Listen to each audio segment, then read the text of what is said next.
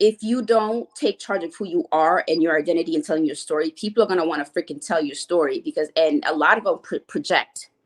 A lot of them project their own insecurities and nastiness that is going on in their life. And if you don't take a charge of that, you're going to be lost.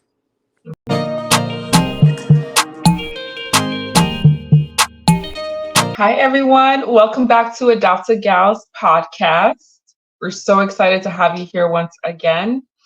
Just a couple of disclaimers before we do start this topic today. The first one being, if you are an adoptee and you want to share your story with us and the rest of the world, please reach out to us. We are so looking forward to hearing your story and having you on here as a guest. You can email us at adoptedgals@gmail.com. Again, adoptedgals@gmail.com.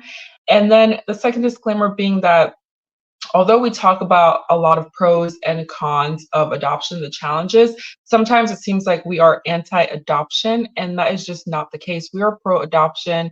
We love the idea of adoption, but we're also just pro-education, making sure that both sides of the stories are heard and also the challenges are brought up front so that adoption story can be a better experience for both the adoptee and also the parents. Yes, so well said and so well put. Today's topic is being written off due to my adoption story. So we're going to get into this topic when it comes to being adopted or the experiences that Hal and I have had when it comes to Black Americans, Africans, white people being around in those groups of people.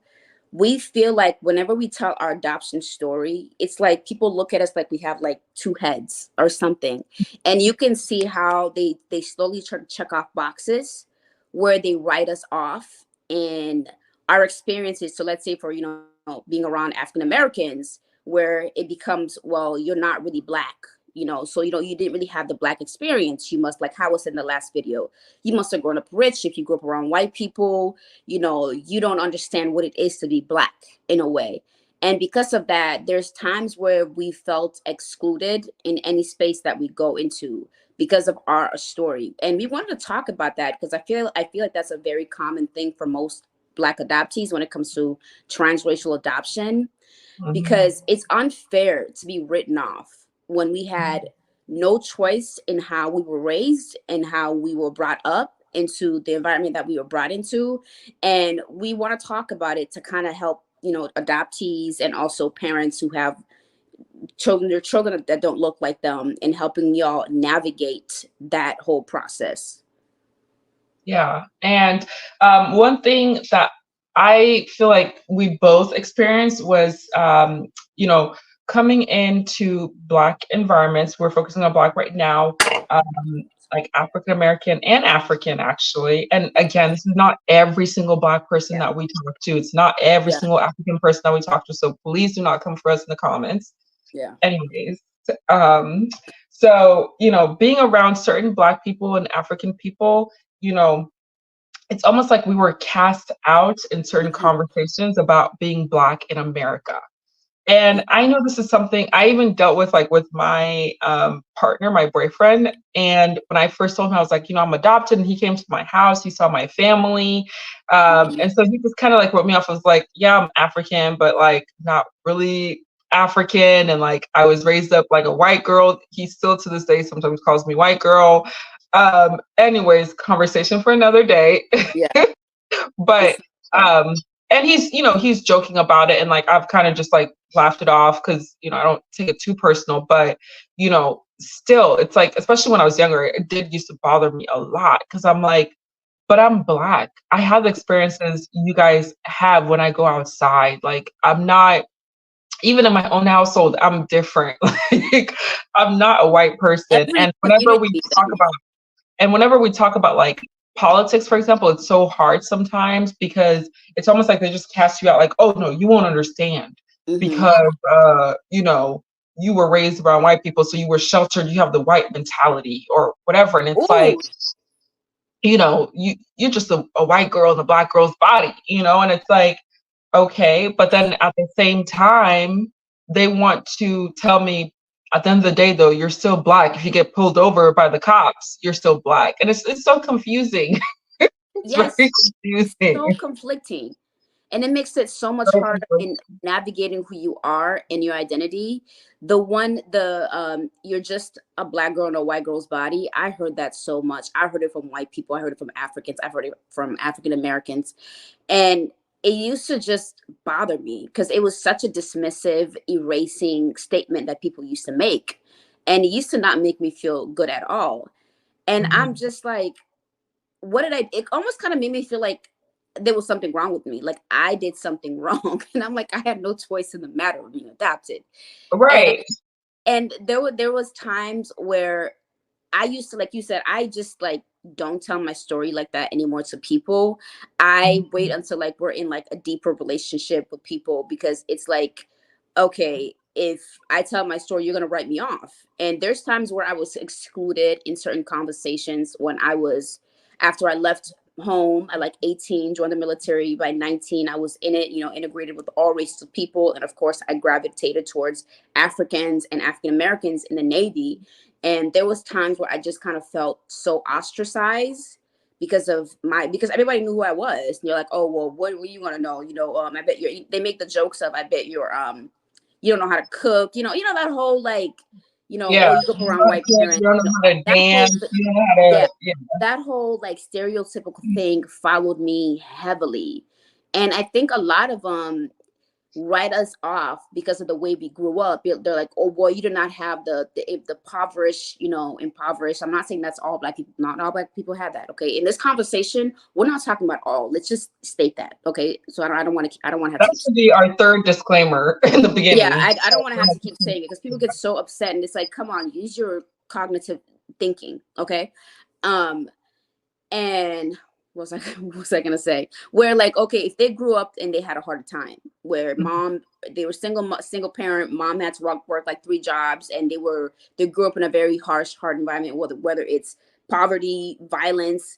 And it's like, because you and I grew up in a house that was more, better in middle class, like upper middle class for me, and all my needs were met. I was safe in my house, and I did not experience the things that they experienced. It's like, you just do not understand what it is to being black.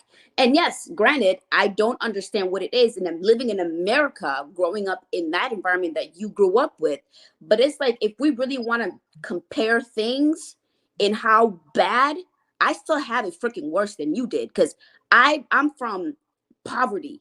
Like in the first 9 years of my life, growing up in Sierra Leone at 9 years old, or between from age 0 to 9, my life was not that great.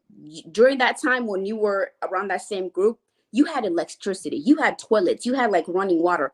I did not have any of that. I had to Mhm. figure out where's my next who's gonna be. Like getting sick and potentially like passing away. Like, I still had it worse than you. So Mhm. don't think because you had that growing up, that does not mean I can't relate to you in poverty. If anything, you can't relate to me in any way, and I don't treat you like that. That's what my Mhm. hardest thing was. I'd never treated people bad because of how they grew up. I accepted them. That was my hardest thing. And it was so hurtful. It's like, I was so open and ready to accept black people, African people, and white people, but they just kept pushing me to the side.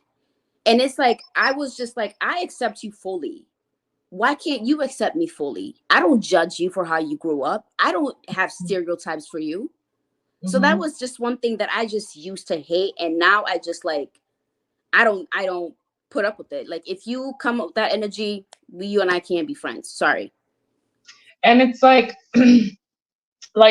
something I kind of thought about is because sometimes like Black adoptees, transracially adopted anyways, like Yeah. because we get kind of chastised or whatever, Mhm. um, I feel like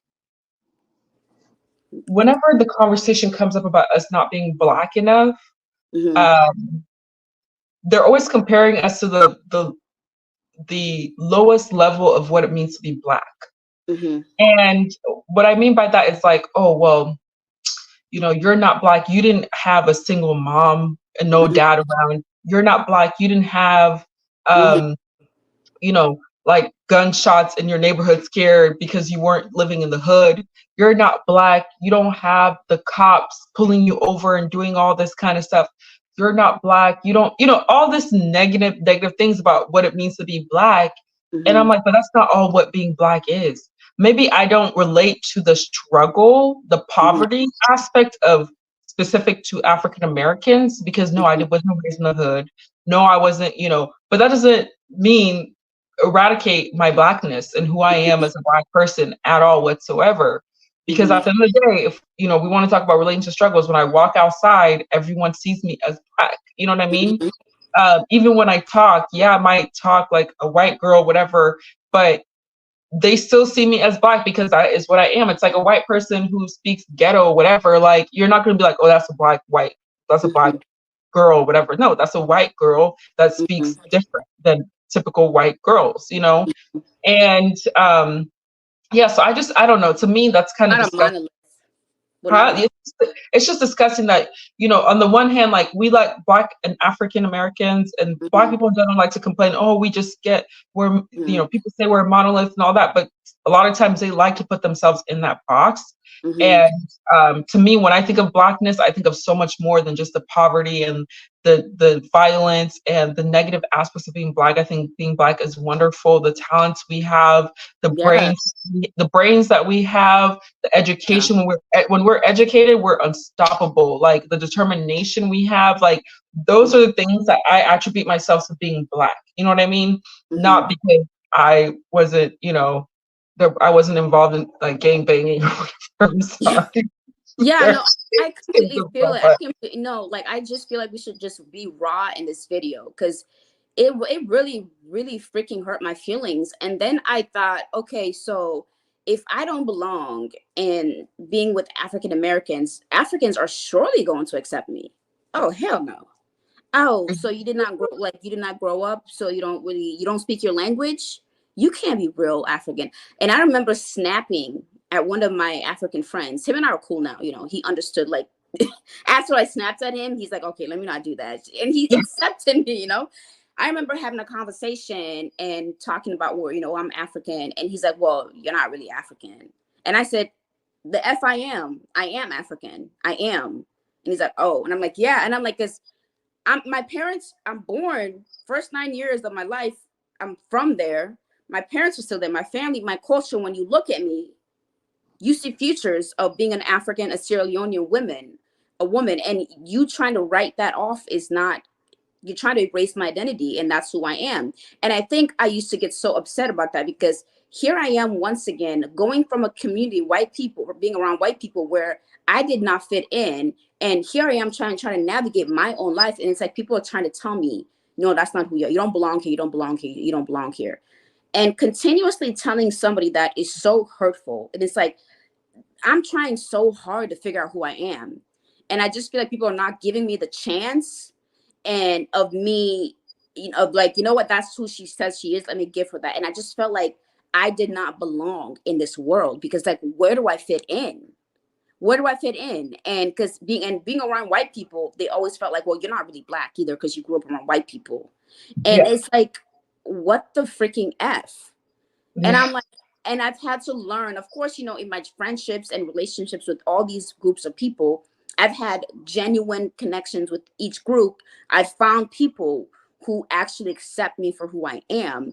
And I don't have to be anything but who I am. And I've learned that I am part of, like, I'm a little bit of all of these cultures because I was with, white people. There's traits that I have adopted from being around that environment that has made me who I am. And then Africans and African Americans and so on and so forth. And that's how I've learned to navigate who I am. And that makes me feel so unique because I have such a different outcome in different aspects of life and how I view things. And I feel like I'm cultured in that way. And I no longer allow people to try and tell me who I am. And like you said in the last video, how if you don't take charge of who you are and your identity and telling your story, people are going to want to freaking tell your story because, and a lot of them project. A lot of them project their own insecurities and nastiness that is going on in their life. And if you don't take a charge of that, you're going to be lost. yeah, Yeah. absolutely true. It's absolutely true. And um, yeah, I just think that writing off someone as not blank is very much so gaslighting. And we adoptees are gaslit a lot when it comes to Yeah. conversations about culture and race and Yeah. whatnot. And I think it's just we've kind of had enough of it.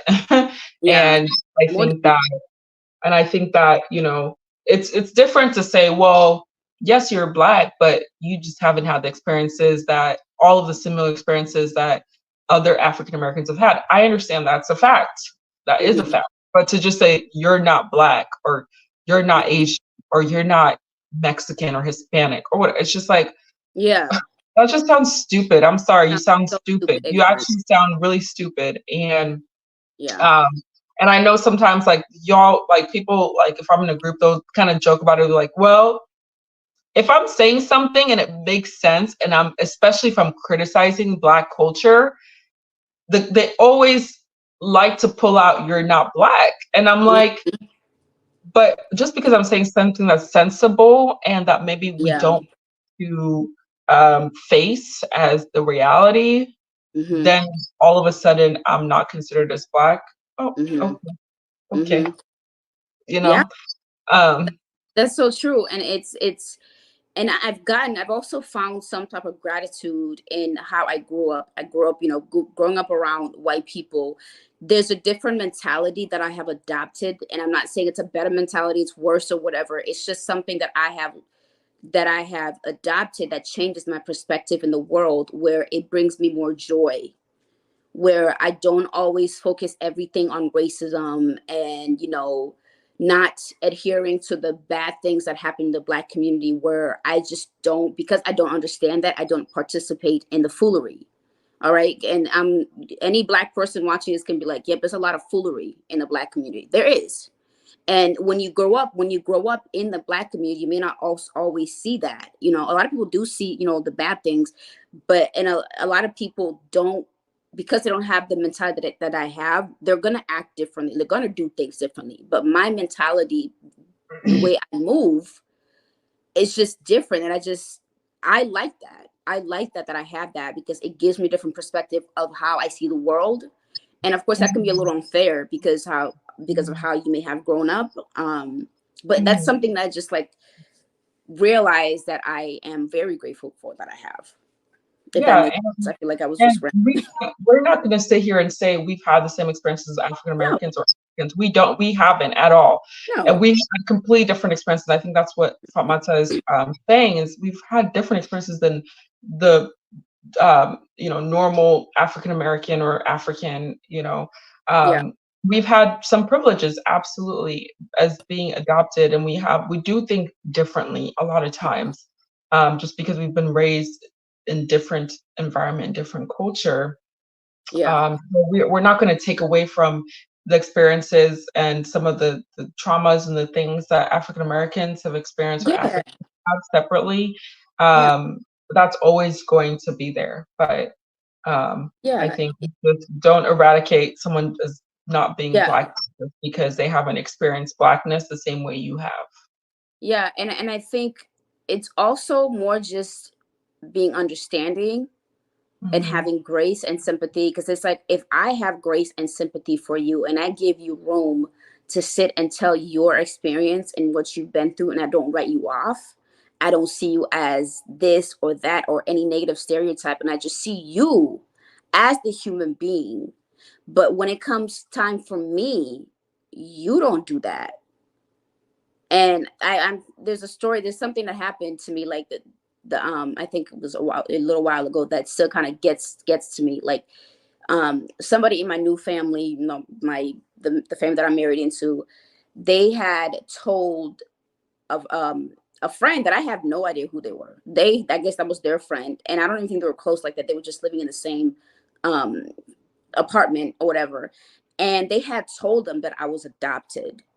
So I meet this lady, and we were all just like lounging around, and I was drinking the high noon. Do you know what the high noon drinks are? They're like these Hmm. seltzer drinks, and I Hmm. was drinking it. And she's like, "Oh, you like those?" And I'm like, "Yeah, they're actually pretty good." And I'm like telling her it's low calories and stuff like that. She's like, "Oh, that must be your white side, huh?" like, ooh, I got so freaking heated. When I tell you I don't tell anything personal to this new family member anymore, that they're no, and I'm like, how the F does she know? Why was it so important that you told her that part? And like, why are you telling people about me? I don't know them. I don't know them. And that's also, that goes back into people telling your story. People want to tell your story and write you off so quick. Like write you off. What? So So quick. And you I'm like, gotta why are be you white to telling? like And a certain type of drink? huh? I said, so you gotta be white to like a certain type of drink. I guess so. And I'm like, I don't care. And I'm like, I still drink my high noons. I like my high noons. It So is not. what is the opposite? What is she trying to say? You're supposed to. What would a black person like in that scenario? Yeah, I don't like. What is it? Hard liquor? Is that what y'all was trying to say? Because I've met black people who drink hard liquor. They don't high noons. They drink other stuff. Like, They I don't drink get tea. They drink hot Hennessy. chocolate. What are you talking about? Yeah, like I'm like, and again, we're not a monolith. We're not We're a not monolith. at all. It's so different. And I just Everybody's different. and I And used to like, that's like the lowest level of thinking. Like for that to even come out of your mouth. Like what? and I used to, and I like, again, going back into people telling your story and being written off. I just was like, I get so nervous. I got really nervous meeting my family, my husband's family, because I just know what's gonna come with it.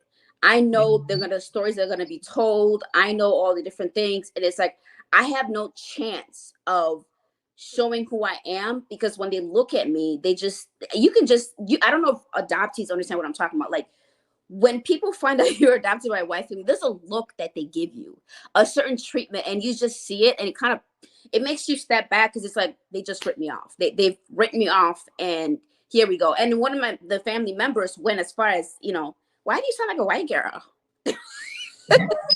So it's so, and I'm like, I don't have time for this. You just I don't. don't have That's why time for this. you keep your stuff to yourself because again, people Yeah. like they just And of people like course, with my new family, I have no, there really isn't, they're gonna find out. I mean, the wedding, like, they're gonna know who I am, my family. That's different. And they're gonna yeah, know, but it's like, because of this person, it's just, they were just telling my story to and everybody. yeah. Stop telling people about my business. That's why I'm very close knit with like people. Like, I'm so private because of that too. Because why are you telling people? They don't need to know those details. At all. They don't. Like, there is absolutely. At Oh, all. and I just was like, why you sound like a white girl? Is that your white side? I'm like, you know what? From now, yeah, it's my white side. Yep, it's my white side. What now? What now? What now? And then when you want to go all the way acting like you're white, then they're gonna be like, remember, you're still black. You're still black, girl. And it's like, Can't win. You can't win. If you start win. talking all educated and going to all these nice events, all this, and it's like, oh, but you're still black and da da da da, and and it's like you guys just don't want people to win either way. So, and this is not just attacking just black people. It's like white people do this too. So, but it's just like you see it more in like black, black cultures. And again, it's not every single black person, but child. I remember when I joined the Navy and I went to my first command, and we were on a ship, and so this is like brutal, like new world awakening. I remember I spent 2 weeks, like, no, the first month to like 3 months, crying myself to sleep because I got bullied so bad for being a white girl in a black girl's body. I was bullied. I was really, it like, till this day, it still kind of hurts my feelings. I was truly bullied, and I was so extremely ostracized by other black people that I was so excited to be around. And I was always called bougie, prissy, uppity, who do you think you are? Like, all of that stuff. And I'm just like, this is just like sitting and just having a conversation with people. People just straight up bully, just say it out loud. And I'm like, what the F did I do to you to be this nasty to me? It's like, I'm so accepting of you and so excited to be around you, because I grew up around white people for so long, and I'm just happy to be around people who look like me. But here you are Mm. berating me, insulting me, and like degrading me. It was hard. It was a tough like integration, that's for sure. And of course, going back, I have found Black people, Africans, white people that, again, I've created a relationship that don't judge me based off of that. They don't disrespect me. They accept me for who I am. But Yeah. it was tough. It was really tough. And so to this day, even when I meet, like, the idea of meeting new Black people, I kind of like cringe, not because I don't like Black people. No, I love Black people, whatever. It's because I'm like, the explaining, the all of that, because eventually they're going to find out and then they're going to hear I talk and so on and so forth. And you know what I'm talking about, right? You know what I'm talking about. It's just, I know what you're talking about. I definitely know what you're talking about for sure. yeah, Um, and sometimes I still have this feeling where like if I'm around African American, like I sometimes feel like I need to yeah, readjust myself to fit more to their culture, just the way I talk and the way I laugh. And just like, I just do extra stuff because I feel like I have to fit in. And it's like, yes, you know, and when I am just myself, it's like, oh, you a white yeah, girl, yeah, and so I have to do more. And I'm just like, damn, yeah, like I can't be myself sometimes, and yeah, and it doesn't even matter how much value you bring to it because they just see you as like an outsider. And to a certain yes, degree, to a certain degree, I get it because one, yeah. you know, you just had a different experience than they did, and they can relate to people that have gone through their own shenanigans or whatever. So, And um, it's, yeah, and it's just so funny how it's like there's this necessity to let you know the struggle that they had. Like, that's do every you want to single, know my struggle? Like, that's do you? why every single like time I like a lot of times, and maybe it's just the wrong circle of people I'm hanging out with, that just might be the case. But whenever I do meet African Americans in my circle or just in my age group, especially, it's like sometimes there's a lot of like passion for just talking about like just struggle. Mm-hmm. And like, I'm not saying they don't go through struggle. Everybody goes through struggle. Black, white, African, everybody goes through struggle, but it's just something I observe. And so, yeah, sometimes I can't relate to every single struggle y'all go through. Like, and like if you're born and raised in the hood, like I can't. So I do see myself sometimes like getting along more with certain types of Black people, like different types of Yeah. Black people. Mm-hmm. I definitely don't get along, like I don't relate to a lot of Black girls that come from the hood because we don't have a lot in common. You know what I mean? And I'm not in the space right now, and I never will go back to where I need to really change myself to make other people feel comfortable. There's Mm-hmm. no way I'm gonna make someone who comes from the hood Mm-hmm. and who is comfortable staying there Mm-hmm. and has that mentality. There's no way I want to change myself to make them feel comfortable. You know what I mean? And so I need Yeah. to find people. I like finding people who are have more things to relate to and different outside of just our race, right? Yeah. Different hobbies, different activities that we can relate to, and artists that we both like. That's outside of just race and being Black in America. You know what I mean? Like, Yeah. to That is me, so that true. conversation gets tiring. That is so true. And also, here's another thing that I think we have talked about as well is they also don't feel like they can be friends with you either because Yeah, they feel like they can't relate to you, which is understandable. Like at the end exactly. of the day, like not Yeah, everybody has to be your friend. You have different struggles. You can relate more to certain people than not. And I think a lot of times, like again, back in the Navy, people did not want to be friends with me a lot more because of my background, and they felt like they couldn't relate to me, which is fine. yeah. But It's yeah, just people like they like to be mean to people that they can't relate to sometimes, yeah, because they don't understand. They don't understand it, and it's like easier to write you off than to try to understand you. You know? yeah, yeah. And honestly, I just look at it as a blessing now because if you're willing to write me off, that just tells me that you're not willing to see who I am as a person, Hmm. and you don't want to understand me, and I don't want to be around people that are like that. But Yeah, exactly. that's all I really have. Do you have anything to add? That is it. I think we said a lot about that topic. Yeah. I Yeah. feel like people are gonna come for us in the comments. I don't care. Y'all, Black people, please do not. We get so many comments from African Americans. Like, I'm so tired of everyone bashing African Americans and all. Please know that we can still criticize our own people without saying that we are against our own people. You know what I mean? Like, so please do not come in our comments talking about, oh, you Africans just hate us, African Americans. No, I have African American friends. Mm-hmm. I hang around African American environments. I just choose the groups of people that I relate to more, and that's it. You know, Yeah. so don't come for us in the comments, please. Yeah, that whole diaspora war, I'm not part of it. I love all Black people from the islands, Africa, here, so on and so forth, anywhere. Like, we're not like that. We're just talking about our experience, and I feel like we talked about every group, but I know we talked more about African Americans because we've had more experiences with them and stuff like that. And I feel like we've talked about white people more, like way more than African Americans on this Yeah, channel. So so don't even much more. believe Give we're them a even. lot. Yeah, white people get it worse more than anybody. So They everybody do. has a right to be angry. So, and they're not even angry.